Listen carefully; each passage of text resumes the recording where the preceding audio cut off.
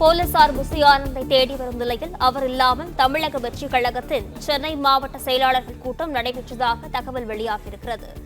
இதுகுறித்தான விவரங்களுடன் செய்தியாளர் யுவராஜ் இணைப்பில் இருக்கிறார். வணக்கம் யுவராஜ், விவரங்கள். வணக்கம்.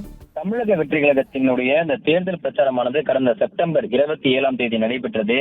அந்த பிரச்சார கூட்டத்தின் பொழுது எதிர்பாராத விதமாக அந்த கூட்டத்தில் சிக்கி 41 பேர் உயிரிழந்திருக்கக்கூடிய நிலையில் இது குறித்தாக தமிழக வெற்றி கழகத்தினுடைய பொதுச் செயலாளர் என் ஆனந்த், சிடிஆர் நிர்மல்குமார் மற்றும் கட்சியினுடைய தேர்தல் பிரச்சாரம் மேலாண் பொதுச் செயலாளர் ஆதவ அர்ஜுனா உள்ளிட்டோர் மீது இந்த வழக்கு பதிவானது செய்யப்பட்டிருக்கக்கூடிய நிலையில் அவர்களை தனிப்படை அமைத்து காவல்துறையினர் தேடி வரக்கூடியதாக ஒரு தகவலானது வெளியாக இருக்கின்றது.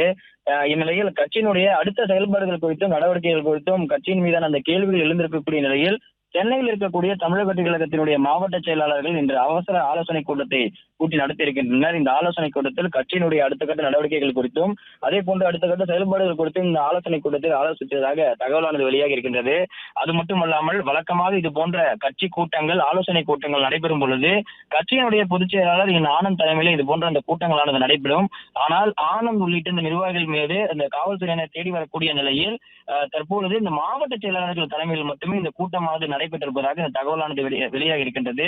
தொடர்ந்து தமிழக வெற்றி கழகத்தினுடைய அடுத்த நடவடிக்கைகள் என்னென்ன என்பது குறித்தும் இந்த ஆலோசனை கூட்டத்தில் முடிவெடுக்கப்பட்டிருப்பதாகவும், அதே போன்று நாளை அக்டோபர் 2ஆம் தேதி காந்தியடிகளுடைய பிறந்த நாள், காமராஜருடைய நினைவு நாள், இது குறித்து தமிழக வெற்றி கழகம் சார்பில் மரியாதை செலுத்துவது தொடர்பாகவும் இந்த கூட்டத்தில் ஆலோசிக்கப்பட்டிருக்கின்றது.